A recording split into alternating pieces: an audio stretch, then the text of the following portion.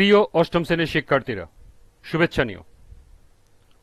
আজকে আমি তোমাদের 2025 সালের বাংলা বিষয়ের নতুন বই সাহিত্য কণিকা থেকে গদ্য অষ্টম অধ্যায় শিল্পকলার নানা দিক এর অনুশীলনী থেকে বহু নির্বাচনী প্রশ্নের সমাধান করে দেব।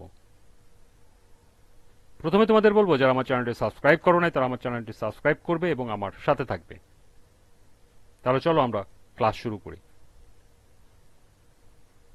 গদ্য অষ্টম অধ্যায় শিল্পকলার নানা দিক, বহু নির্বাচনী প্রশ্ন।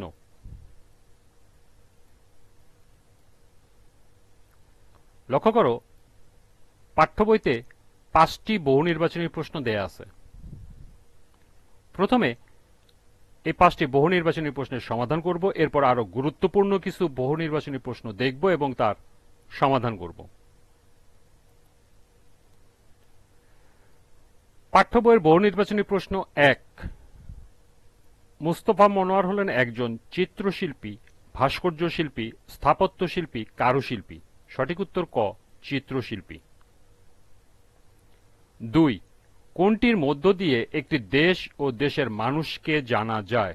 চিত্র শিল্পকলা চর্চা, সাহিত্য চর্চা, বিজ্ঞান চর্চা, চিত্রকলা চর্চা। সঠিক উত্তর ক, শিল্প কলা চর্চা। 3। সব সুন্দরী সরাসরি প্রয়োজনের বাইরে বলতে বোঝানো হয়েছে প্রয়োজনের মধ্যে সৌন্দর্য প্রকাশ পায় না। 2। অপ্রয়োজনীয় অংশই কেবল মানব মনকে তৃপ্ত করে। এবং 3। প্রয়োজন আর অপ্রয়োজন মিলেই সৌন্দর্যের প্রকাশ ঘটে। নিচের কোনটি সঠিক? ক 1, খ 3, গ 2 ও 3, ঘ 1, 2 ও 3। সঠিক উত্তর ঘ 1, 2 ও 3।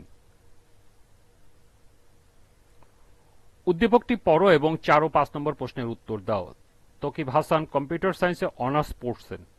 সারাক্ষণ তার রুমের দরজা জানালা বন্ধ করে কম্পিউটার নিয়ে তিনি বসে থাকেন। ছোট বোন মোহনা পূর্ণিমার রাতে ছাদে গিয়ে চাঁদ দেখতে বললে সে বলে, ছাদে গিয়ে চাঁদ দেখার কি আছে, জানালা দিয়েই তো চাঁদ দেখা যায়। সে সবসময় মুখটা কেমন গম্ভীর করে বসে থাকে এবং সবার সাথে মেশে না। 4। শিল্পকলার বিচারে তকিব হাসানের মনে কিসের অভাব আছে? ক আনন্দ ও আকাঙ্ক্ষা, খ ভাব ও অনুসন্ধিৎসা, গ আনন্দ ও অনুভূতি, ঘ আকাঙ্ক্ষা ও আগ্রহ। সঠিক উত্তর গ আনন্দ ও অনুভূতি। শিল্পকলার নানা দিক প্রবন্ধের আলোকে তকিব হাসানের উক্ত অভাববোধ থাকার কারণ?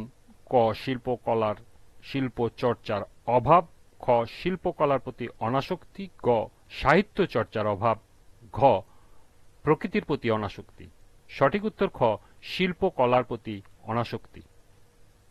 এ ছিল পাঠ্য বইয়ের 5টি বহু নির্বাচনী প্রশ্নের সমাধান। এবার গুরুত্বপূর্ণ কিছু বহু নির্বাচনী প্রশ্ন। 6। শিল্পকলার কারুকাজ দিয়ে গড়ে উঠেছে আমাদের ইতিহাস, জীবনবোধ, ঐতিহ্য, সংস্কৃতি। সঠিক উত্তর ঘ সংস্কৃতি। সুন্দরকে জানার যে জ্ঞান তার নাম শিল্পকলা, ভাস্কর্য, নন্দনতত্ত্ব, স্থাপত্য। সঠিক উত্তর গ নন্দনতত্ত্ব। 8। শক্ত পাথর কেটে কোনো গড়ন বানানোকে বলে শিল্পকলা, ভাস্কর্য, নন্দনতত্ত্ব, স্থাপত্য। সঠিক উত্তর খ ভাস্কর্য। 9। কোন ধরনের বোধের কারণে মানুষের মন তৃপ্ত হয়? মূল্যবোধ, মানবতাবোধ, সৌন্দর্যবোধ, নৈতিকতাবোধ। সঠিক উত্তর গ সৌন্দর্যবোধ। 10। নকশিকাঁথা বলতে বোঝায়? ক বাঁকা করে নকশা করে তৈরি কাঁথা, খ সমান্তরাল নকশা করা চাদর, গ সুন্দর নকশা করে সৃষ্ট চাদর, এবং ঘ সুন্দর নকশা করা তৈরি কাঁথা। সঠিক উত্তর ঘ সুন্দর নকশা করা তৈরি কাঁথা। 11। শিল্পকলার চর্চা করা সকলের জন্য অপরিহার্য কেন? ক সংস্কৃতবান হওয়ার জন্য, খ অর্থ উপার্জনের জন্য, গ দেশকে জানার জন্য, এবং ঘ সম্মান বাড়ানোর জন্য। সঠিক উত্তর গ দেশকে জানার জন্য। 12। প্রয়োজন আর অপ্রয়োজন মিলিয়েই মানুষের কোনো আশা পূরণ হয়? মনের, সৌন্দর্যের, শিল্পকলার, আনন্দের। সঠিক উত্তর খ সৌন্দর্যের। ১৩ নকশিকাঁথা সম্পর্কে জ্ঞানীদের কোন উক্তিটি সঠিক? ক প্রয়োজনীয় জিনিস সুন্দর হওয়ার প্রয়োজন নেই, খ সুন্দর আর অসুন্দর মিলেই সৌন্দর্য, গ সব সুন্দরের সৃষ্টির মধ্যে একটি রূপ আছে, এবং ঘ সব সুন্দরী সরাসরি প্রয়োজনের বাইরে। সঠিক উত্তর ঘ সব সুন্দরী সরাসরি প্রয়োজনের বাইরে। ১৪ সুন্দর বলতে বোঝায় যা সবাইকে বেদনা দেয়, খ যা সবাইকে মুক্তি দেয়, গ যা সবাইকে আনন্দ দেয়, এবং ঘ যা সবাইকে প্রেরণা দেয়। সঠিক উত্তর গ যা সবাইকে আনন্দ দেয়। ১৫ মানুষ যখন আনন্দ পায় তখন নানা রূপে কি প্রকাশ করতে চায়? স্বপ্ন, মন, কল্পনা, দুঃখ। সঠিক উত্তর খ মন। ১৬ সব শিল্পকলার মাঝে কতগুলো কি থাকে? সদস্য, বিষয়, প্রকরণ, মূল বস্তু। সঠিক উত্তর ঘ মূল বস্তু। ১৭ শিল্প সৃষ্টি হতে কি লাগে? ভাষা, কল্পনা, মাধ্যম, ছবি। সঠিক উত্তর গ মাধ্যম। ১৮ পুরাকালে কোন পাতায় শিল্পীরা ছবি আঁকত? আম পাতা, জাম পাতা, কলা পাতা, তাল পাতা। সঠিক উত্তর ঘ তাল পাতা। ১৯ আমাদের দেশে কিসের ভাস্কর্য খুব প্রসিদ্ধ ছিল? পাথরের, মাটির, পোড়ামাটির, লোহার।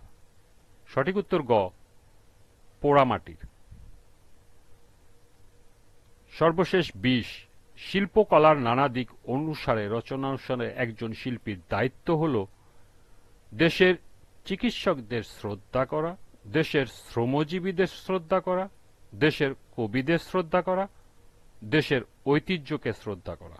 সঠিক উত্তর ঘ দেশের ঐতিহ্যকে শ্রদ্ধা করা। এই ছিল পাঠ্য বই সহ সর্বমোট ২০টি বহু নির্বাচনী প্রশ্ন এবং এর সমাধান।